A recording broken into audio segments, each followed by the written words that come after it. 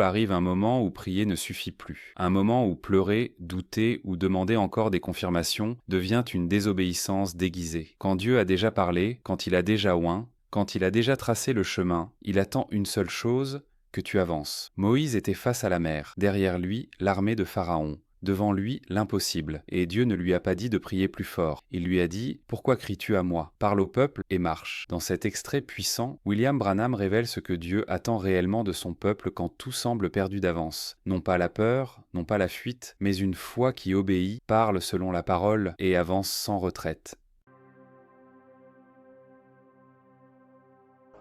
For our text tonight, I would like to use the 3 words. Why? Cry, speak. Pour notre texte de ce soir, j'aimerais m'arrêter sur 3 mots. Pourquoi, crie, parle. Et comme sujet, j'aimerais prendre l'attitude du peuple envers les oints de Dieu. Ce sera pour un court moment, peut-être 20 ou 30 minutes, puis nous commencerons la ligne de prière. Dieu avait donné à Moïse un appel spécial. Et quand Dieu appelle un homme et loin pour un certain devoir, il s'attend à ce que cet homme accomplisse cela à la lettre. Dieu ne veut pas donner une commission à un homme et le voir tergiverser autour. Il veut qu'il aille droit en avant et qu'il fasse exactement ce pourquoi il a été mandaté. Ne regarde ni à droite ni à gauche. Avance simplement. Les enfants d'Israël avaient été en esclavage pendant environ 400 ans. Mais Dieu avait promis qu'il les visiterait. Et Dieu garde chaque promesse qu'il fait. Il ne peut pas mentir. Il est Dieu. Et le temps de cette visitation était arrivé. Et je crois qu'en parallèle, ce soir, Dieu a fait une promesse qu'il reviendrait de nouveau. Je crois que nous sommes proches de ce temps-là. Ce matin, quand je parlais sur ce sujet, je pouvais presque sentir le courant, comme un dire que la venue du Seigneur Jésus est proche. Maintenant, Moïse, étant appelé pour ce but, restait un homme. Dieu l'a formé pendant 80 ans avant de pouvoir l'utiliser. 40 ans au palais et 40 ans au désert. Dieu peut former un homme pendant 100 ans pour un travail de 30 minutes. Dieu sait comment entraîner. Ce que les écoles avaient mis en Moïse en 40 ans, il fallut 40 ans pour le lui enlever. Mais une seule fois dans la présence de l'onction, une seule fois devant le buisson ardent, il en sut plus sur Dieu que dans tous les livres de ces 80 années. Dieu forme ces hommes, puis il les oint, leur donne de l'expérience, les fait passer par un dur entraînement, jusque sur les sables brûlants de la punition, de l'épreuve, du test. Et il ne fait pas cela seulement pour ses prophètes, mais il le fait pour ses enfants. Tout fils qui vient à Dieu doit être châtié et éprouvé, testé par sa parole. Voyez, quand la pression tombe, aux heures fortes, face à la mort, es-tu capable de rester là sur la parole de Dieu? Dire « Dieu l'a dit », ça règle la question. Et Dieu avait appelé un tel homme. Et cet homme, c'était Moïse. Mais Moïse, dans une large mesure comme nous, chaque fois qu'on arrivait à un moment où quelque chose devait être fait, Moïse criait « Ô Seigneur, que dois-je faire ici ?» N'est-ce pas exactement comme nous? Dieu l'avait béni et oint au-dessus de ses frères, lui avait donné un message et un ministère qui n'avait de plus été vu sur la terre jusqu'à ce jour-là. Et pourtant, chaque fois que quelque chose arrivait, Moïse courait vers Dieu avec cela. « Seigneur, que dois-je faire? Que dois-je faire dans ce cas ?» Dieu en eut un peu assez, je crois. Il dit « Pourquoi cries-tu vers moi? Parle au peuple et marche en avant. » Oh là là! S'il y eut jamais un temps où ça semblait être le moment de battre en retraite, c'était bien là. Mais Dieu n'a pas de retraite. Il n'y a pas de place pour reculer en Dieu. Va de l'avant. Le docteur dit « C'est un cancer, va de l'avant. » S'il dit « C'est la tuberculose », va de l'avant. Si le diable te dit « Tu ne peux pas abandonner ceci », va de l'avant. Si chez toi on dit que tu vas devenir un fanatique, va de l'avant. Si l'Église te met dehors, va de l'avant. Il n'y a pas de retour en arrière. Va de l'avant. Parle et va de l'avant. Parle quoi? Sa parole et va de l'avant. Ainsi dit le Seigneur, et avance. Crie au peuple. Mais le peuple se rebella alors et dit « Il aurait mieux valu que nous mourions en Égypte. Il aurait mieux valu que nos tombes soient marquées là-bas, plutôt que d'être mangées par les hyènes et les vautours qui viendront ronger nos os dans ce désert. Pourquoi nous as-tu fait sortir ici ?» Et cela après qu'ils avaient vu que Dieu avait approuvé Moïse comme son serviteur. Quand Dieu vient dans une personne ou deux personnes, dans une assemblée, dans un homme ou une femme, il vindique sa présence. Dieu prouve qu'il est là. Quand Dieu vient, des signes surnaturels commencent à apparaître. Cette personne devient une personne changée. Elle n'est plus comme avant. Le péché a disparu de sa vie. La peur et le doute ont disparu. La nervosité, la confusion. Ils sont solides, stables. Leur vie, c'est Dieu, c'est Christ. Ils ne se soucient pas de ce qui vient ou de ce qui s'en va. Rien ne les ébranle.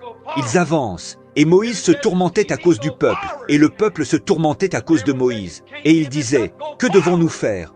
Marcher en avant. » Voilà la réponse. Maintenant il disait, « Nous sommes ici dans ce désert, et les armées de Pharaon s'approchent. Elles sont campées juste derrière nous. » Mais Moïse savait qu'il devait obéir à Dieu.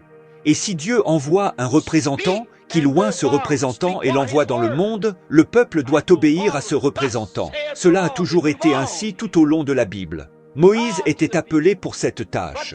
Dieu avait dit dans la parole qu'il le ferait. Il avait promis qu'il enverrait une telle chose en ce jour-là pour les délivrer.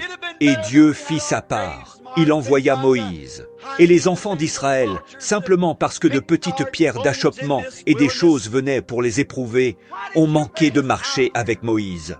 N'est-ce pas exactement comme aujourd'hui? Nous voyons le message sortir.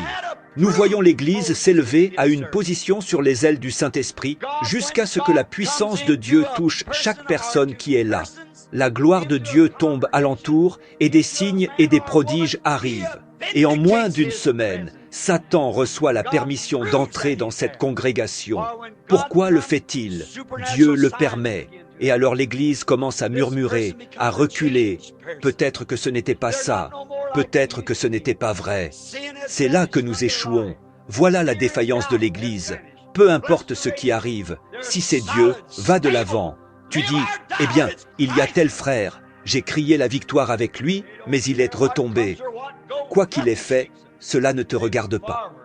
Tel professeur a dit que ce n'était pas juste, que ce n'était pas du Seigneur. Peu importe ce que le professeur a dit. C'est toi qui t'es tenu sur le terrain sacré. C'est toi qui étais au buisson ardent. Qu'est-ce que les professeurs d'Égypte, qu'est-ce que Pharaon aurait dit à Moïse? Oh, tu t'imagines que tu as vu un buisson, tu as cru entendre un bruit dans tes oreilles. Moïse savait où il se tenait. Moïse savait qui lui avait parlé. Et tout homme qui est né de l'Esprit de Dieu sait qu'il lui parle quand le Saint-Esprit vient. Il parle d'une paix qui surpasse toute intelligence. Moïse avait été appelé, lui et Dieu. Après que Moïse eut reçu son appel, il descendit en Égypte. Là, il devait amener le peuple à croire en lui. Il était loin prophète du Seigneur, mais le peuple ne le croyait pas. Pourtant, Dieu l'avait prouvé par les signes et les prodiges accomplis. Et parce qu'ils ne crurent pas Moïse, le serviteur de l'Éternel, ils tombèrent dans le désert, et tous ceux qui étaient sortis d'Égypte moururent. Pas un seul ne fut sauvé. Ils moururent tous et périrent, à l'exception de Josué et Caleb, qui étaient partis avec eux, parce qu'ils avaient murmuré et s'étaient plaints contre le message vindiqué que Dieu avait parlé dans la Bible. Oh, quand je pense à cela, quand Dieu promet quelque chose, Dieu garde sa parole. Et quand Dieu confirme cette parole à ton égard, crois-la. Dieu a promis que dans les derniers jours, il répandrait de son esprit sur toute chair. Vos jeunes gens auront des visions, vos vieillards auront des songes.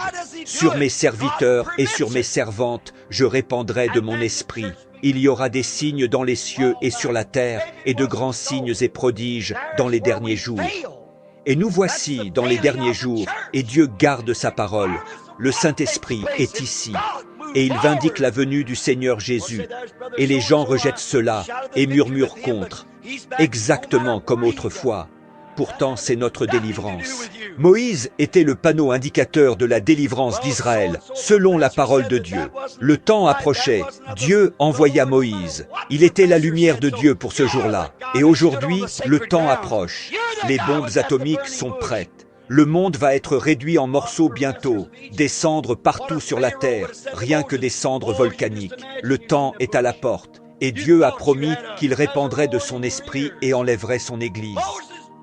Et le Saint-Esprit est ici, représentant cela par des signes et des prodiges, prouvant qu'il est le même Jésus-Christ, sous la forme du Saint-Esprit, faisant la même œuvre qu'il faisait quand il était ici sur la terre. Cela aveugle les gens. L'Évangile aveugle toujours ceux qui n'ouvrent pas les yeux. Tu marches avec. ou bien il t'aveugle.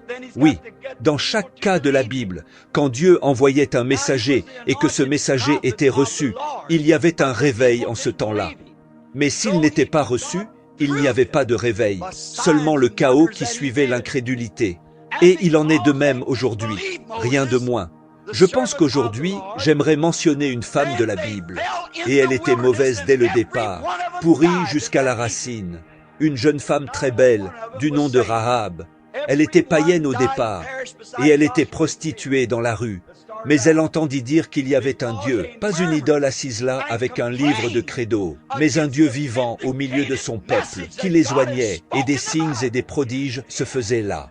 Elle en avait entendu parler. Un jour, 2 représentants arrivèrent à Jéricho, et rapidement, elle, la prostituée de la rue, les appela, les fit entrer chez elle. Ils sont à vos trousses. Et elle les cacha. Et j'aime son attitude. Elle n'a pas dit « Je croirai quand je verrai le grand oint Josué faire un signe. Si seulement j'avais vu Moïse faire certains des signes, j'aurais cru. » Mais elle dit « J'ai entendu. La foi vient de ce qu'on entend, et ce qu'on entend vient de la parole. J'ai entendu que le Dieu du ciel, le vrai Dieu, est avec vous. Et il a fait de grands signes et prodiges. Il a asséché la mer Rouge. Il a envoyé des plaies sur l'Égypte. Nous voyons comment il a livré l'ennemi entre vos mains. Et tout notre pays tremble à cause de cela. Je demande grâce. » Elle n'a pas dit « Il faut d'abord que je voie ce Dieu. Je vais juger cela selon mes écrits, voir ce que disent dans mes écritures. » Elle ne l'a pas fait. Mais la foi vient de ce qu'on entend, et ce qu'on entend vient de la parole de Dieu. Et elle crut. Et quand ces paroles furent rapportées à Josué, et le nom Josué signifie « sauveur », comme Jésus, quand ce fut rapporté à Josué, loin de Dieu, sa maison fut permise de rester debout. Et lorsque le peuple fit 13 fois le tour des murailles de Jéricho et sonna de la trompette, chaque portion du mur s'écroula, sauf sa maison, parce qu'elle avait cru avant d'avoir vu quoi que ce soit. Elle accepta cela.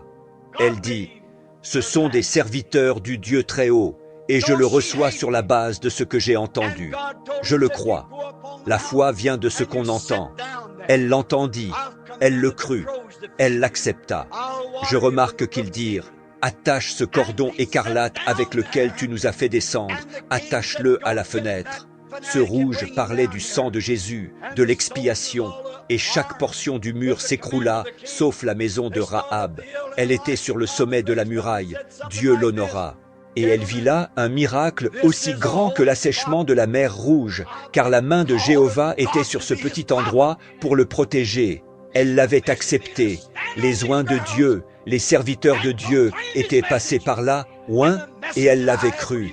Avant de voir des miracles, elle crut quand même et l'accepta. Élie, le prophète de l'Éternel, était oint. Oh oui, Dieu l'avait oint prophète. Il était le pasteur Élie. Je n'imagine pas que Jézabel voulait l'appeler ainsi, mais il était son pasteur tout de même.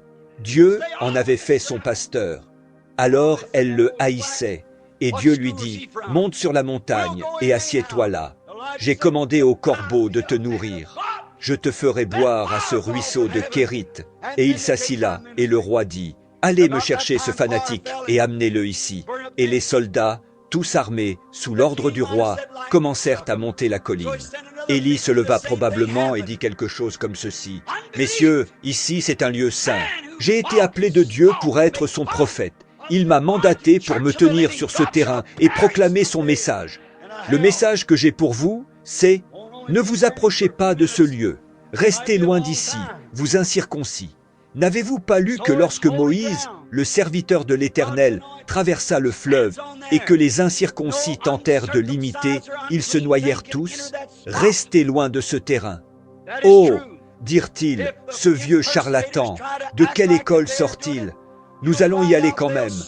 Élie dit, si je suis un homme de Dieu, que le feu tombe du ciel et vindique mon ministère. Et à ce moment-là, le feu tomba et consuma les 50. Le roi a pu dire, la foudre les a frappés. Alors il envoya un autre groupe de 50 et il arriva la même chose. L'incrédulité. Les hommes qui résistent, se moquent, tournent en dérision l'église ointe du Dieu vivant, périront un jour en enfer. Et ça ne brûlera pas seulement quelques minutes, ça pourrait être très très long. C'est un terrain saint. Loin de Dieu se tient là. Aucune chose incirconcise ou impure ne peut entrer sur ce terrain. C'est la vérité. Si des imitateurs essaient d'agir comme cela, tu verras qu'ils finiront tôt ou tard par disparaître. Mais que prouvent les imitateurs? Qu'il y a un réel, qu'il y a un vrai Dieu. Certains ne disent pas qu'ils ne croient pas, mais ils veulent faire semblant de croire. Mais une personne qui connaît Dieu, c'est un homme né de nouveau du Saint-Esprit, rempli de la puissance de Dieu, avec un « ainsi dit le Seigneur », et il va de l'avant. Ils savent que quelque chose a frappé leur cœur. Ils savent qu'ils sont dans le vrai. Ainsi, Élie était un homme de Dieu, loin, mais ils ne crurent pas. Regarde David, quand il était assis avec Nathan, le prophète. David, un homme selon le cœur de Dieu, et il était loin. Dieu l'avait oint roi. David n'était pas seulement roi, il était prophète. Nathan était un grand prophète de la nation. David était plutôt poète et prophète, auteur de cantiques, musicien, et la prophétie, dans son original, est très proche d'un chant quand il prophétise.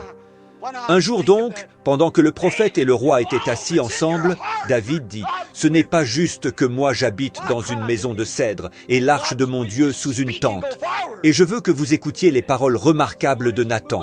Il dit « David, oh, ne manquez pas ceci, prenez ce qui est entre les lignes. David, fais tout ce que tu as dans le cœur, car Dieu est avec toi. Oh là là, quand je pense à cela. David, fais tout ce que tu as dans le cœur, car Dieu est avec toi. Pourquoi cries-tu vers moi? Dieu est avec toi. Parle et va de l'avant. Dieu t'a oint, avance. N'écoute pas tout ce qui tourne autour, disant ceci, cela ou autre chose. Dois-je croire Dieu? Puis-je lui faire confiance pour ceci? Fais-lui confiance pour chaque souffle que tu tires. Il y avait ce grand général, Stonewall Jackson, qui est mon général favori depuis Josué.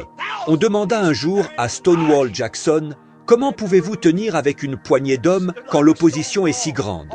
C'est ainsi qu'il reçut son nom de mur de pierre, Stonewall. Il ne bougeait pas. Il ne connaissait pas la retraite.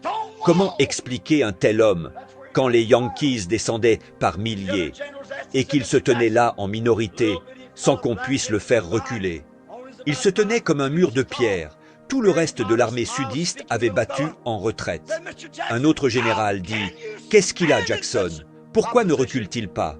Il se tient comme un mur de pierre. » C'est de là que vient son titre.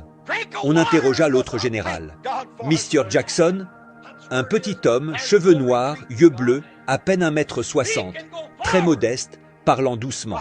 « Mr. Jackson, comment pouvez-vous tenir devant une opposition pareille? » Il abaissa légèrement la tête, fit claquer son talon sur le sol. « Je ne prends jamais un verre d'eau sans remercier Dieu d'abord. Voilà où c'est.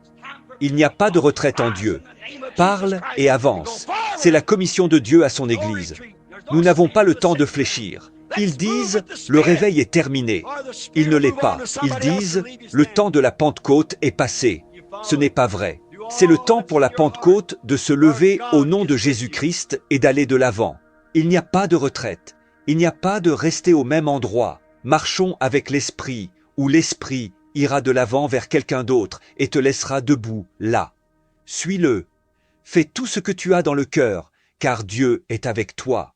Dieu n'a jamais prévu de marche arrière pour ceux qui l'appellent. Quand il oint un homme, une femme, un peuple, il attend l'obéissance, pas les murmures. Si Dieu t'a parlé, si sa parole a été confirmée, si les signes ont été donnés, alors avance. Il n'y a pas de retraite dans le royaume de Dieu. Il n'y a que la parole et le pas de foi qui la suit. Si ce message t'a parlé, prends un instant pour y réfléchir sérieusement. Et si tu veux continuer à entendre des extraits fidèles du message qui appellent à l'obéissance, à la foi et à la préparation, abonne-toi et reste attentif. Car quand Dieu a parlé, le silence n'est plus une option.